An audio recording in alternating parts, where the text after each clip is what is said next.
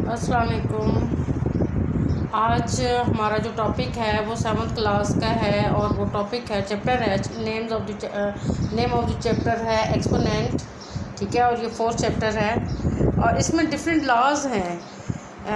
Exponent से related different laws हैं जिनको इस चैप्टर को सॉल्व करने के लिए इन लॉज को जानना बहुत ज़रूरी है। पहले हमें ये लॉज आते होंगे तब हम वो चैप्टर सॉल्व कर सकेंगे। इसमें कुछ प्रोडक्ट के लॉ हैं, कुछ क्वेश्चन के लॉ हैं, फिर ज़ीरो लॉ है, फिर उसके बाद पावर लॉ है, डिफरेंट लॉज हैं। अब फर्स्ट लॉ है law of exponent, product law है। प्रोडक्ट का मतलब होता है, आप सब लोगों को पता होगा कि प्रोडक्ट जहाँ मल्टीप्लाई आता है वहाँ हम कहते हैं कि ये प्रोडक्ट है। When base are same but exponent are different. Base are same, जैसे बेस आपको पता है जिसके ऊपर पार होती है वो बेस होती है। बेस आर सेम, देखिए यहाँ बेस ए है, मल्टीप्लाई ए से हो रहा है, दोनों बेस सेम है बट एक्सपोनेंट आर डिफरेंट। पहले ए के ऊपर एम है, दूसरे ए के ऊपर एन है। जब बेस सेम हो, एक्सपोनेंट डिफरेंट हो, तो बेस हम एक ही ले लेते हैं क्योंकि दोनों में एक ही बेस है। बेस हम सिंगल ले लेते हैं, एक्सपोनेंट जो हैं वो ऐड हो जाते हैं। ठीक है, फॉर एग्जांपल हमारी यहाँ बेस है, एक 2 है, दूसरी बेस भी 2 है, बेस सेम है, एक्सपोनेंट डिफरेंट है। एक के ऊपर 3 है, एक के ऊपर 2 है, तो बेस हम सिंगल ले लेंगे, एक्सपोनेंट ऐड हो जाएंगे, दोनों ऐड होके 5 हो जाएंगे। ठीक है, इसी प्रोडक्ट लॉ का दूसरा लॉ है व्हेन बेस आर डिफरेंट। अब बेस डिफरेंट हो गई है but exponent are same, exponent same हो गए। बेस आर डिफरेंट, जैसे यहाँ पे ए मल्टीप्लाइड बाई बी है, बेस डिफरेंट हो गई है, एक्सपोनेंट सेम है, एन और एन दोनों के ऊपर है। हम बेस मल्टीप्लाई करके लिख लेंगे, मल्टीप्लाई का साइन दरमियान में से हटा देंगे और ए बी लिख लेंगे जब दरमियान में कोई साइन ना हो यहाँ पर, तो यहाँ मल्टीप्लाई का ही साइन आता है जब हम ऐसे ए बी लिखते हैं। इट्स मीन कि ये मल्टीप्लाई ही हो रहे हैं। ठीक है, फॉर एग्जांपल, और इनके ऊपर हम एन लिख देंगे, एक सिंगल एन सेम हो गया। जब जो चीज़ सिंगल हो जाती है उसे एक दफ़ा ही लिखते हैं, जैसे यहाँ बेस सिंगल हो गई थी उसे एक दफ़ा ही लिखा था। यहाँ एक्सपोनेंट सेम हो गए हैं तो इनको एक ही दफ़ा लिखा है, जैसे 2⁻³ एंड 5⁻³ बेस डिफरेंट है, इनको मल्टीप्लाई करके लिख लिया है और एक्सपोनेंट सेम है तो एक दफ़ा लिख लिया है। ये प्रोडक्ट लॉ हैं 2। ठीक है, इसके बाद क्वेश्चन लॉ है। क्वेश्चन लॉ में है when base are same but exponent are different. अब इसमें भी बेस सेम है, ए है, ऊपर रेज़ टू पावर एन है, क्वेश्चन है तो divided by A raise to power n है। बेस सेम है, सेम चीज़ एक दफ़ा लिखी जाती है, एक दफ़ा लिख ली है। क्वेश्चन लॉ में क्योंकि ये ओवर में आता है, जैसे ये देखें 2⁻7 डिवाइडेड बाई 2⁻3, तो ओवर में हम लिख लिया 2⁻7 डिवाइडेड बाई 2⁻3।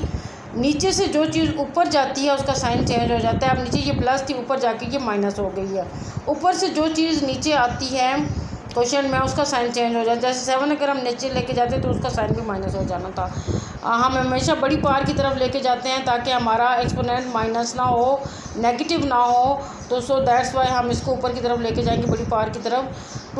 2 बेस सेम हो गई है, एक्सपोनेंट हमारे डिफरेंट हैं, तो 7 में से 3 ऊपर लेके गए तो माइनस हो गया, तो 4 हो गया। इसी तरह ये भी आपकी बेस सेम हो गई, एम में से एन माइनस कर दिया। एक लॉ ये है। फिर इसी का प्रोडक्ट की तरह व्हेन बेस आर डिफरेंट। अब बेस डिफरेंट हो गई है बट एक्सपोनेंट आर सेम। अब एक्सपोनेंट सेम है, देखिए बेस एक ए है, डिवाइडेड बाई बी है, एक्सपोनेंट एन दोनों के ऊपर है। डिवाइडेड बाय है तो ए ओवर बी हम लिख सकते हैं, इसके ऊपर हम एन लगा देंगे। बेस हमारी डिफरेंट है, डिवाइड हो रही है, तो ए डिवाइडेड बाई बी लिखेंगे और ऊपर इसकी एक्सपोनेंट सेम है तो एक दफ़ा एन लिख देंगे। देखिए इसकी एग्जांपल देखें, 2⁻n डिवाइड बाय 5⁻n, 2/5 लिख के ऊपर एन लगा देंगे उसकी सेम। ये क्वेश्चन के हो गए। एक लॉ होता है पावर लॉ, यानी कि एक हमारा, जैसे ये देखें 3 है, इसके ऊपर 3 की पावर 4 है, मीन्स ये 3 जो है ना ये 4 टाइम है, इसके ऊपर फिर पावर है 2, यानी ये 3 4 टाइम है, ये 2 दफ़ा है, मीन्स के 3 4 टाइम एक दफ़ा और 3 4 टाइम दूसरी दफ़ा। पावर की पावर है, पावर 3⁻4 है और फिर उसकी पावर 2 है, यानी ये 3⁻4 2 दफ़ा है। ठीक है, 3⁻4 एक दफ़ा, 3⁻4 2 दफ़ा, वही सेम उसी तरह base same but we add the exponent, वो ऐड करेंगे, बेस सेम है तो वो 8 हो जाएंगे। ये हमारा पार की पार मल्टीप्लाई होती है। हम इसे यूँ भी कह सकते हैं 4 2 8, पार की पार हमेशा मल्टीप्लाई होती है, ठीक है। हम इसको यूँ भी लिख सकते हैं 3 रेज़ टू पावर 8। ये याद रखने वाले कि कैसे मल्टीप्लाई होती है कि 3 एक दफ़ा है, पावर 4 और 3 रेज़ टू पावर 4 2 टाइम्स है, तो 2 दफ़ा लिख के पार को, उनकी पार को ऐड कर लिया, 8 हो गया। ज़ीरो ला, ये भी बड़ा इंपॉर्टेंट ला है। पार भी सेम है, एक्सपोनेंट भी सेम है। ये देखें ना, पार भी सेम है और एक्सपोनेंट भी सेम है, तो सेम जो होते हैं वो कट जाते हैं आपस में। आपको पता है ये अलजेब्रा का रूल है कि अगर पार भी सेम हो और एक्सपोनेंट भी सेम हो, ये मैथ्स का रूल है कि ये कट जाते हैं। जब ये कट जाएंगे तो 3 के ऊपर नॉट, इसे कहते हैं नॉट आ जाएगी। इस नॉट की अपनी वैल्यू होती है, नॉट की वैल्यू इज इक्वल टू 1 होती है। जहाँ भी नॉट आए उस एक्सप्रेशन की वैल्यू 1 हो जाती है। जैसे के ऊपर नॉट आ गई है तो इस पूरे एक्सप्रेशन की वैल्यू 1 हो गई है। जैसे -2 के ऊपर नॉट आ गई है तो इस एक्सप्रेशन की वैल्यू 1 आ गई है।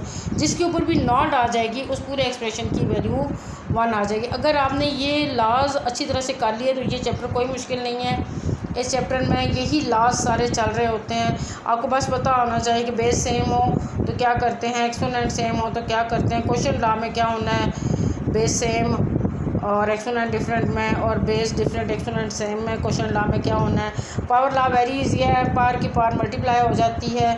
और ज़ीरो लॉ तो और ज़्यादा इजी है, सेम जो होते हैं वो ऊपर नीचे कट जाते हैं। नॉट आ जाती है, नॉट की वैल्यू आपको पता है कि 1 है। सब्सक्राइब कर लें चैनल और लाइक कर दें, शेयर करें, and thank you very much.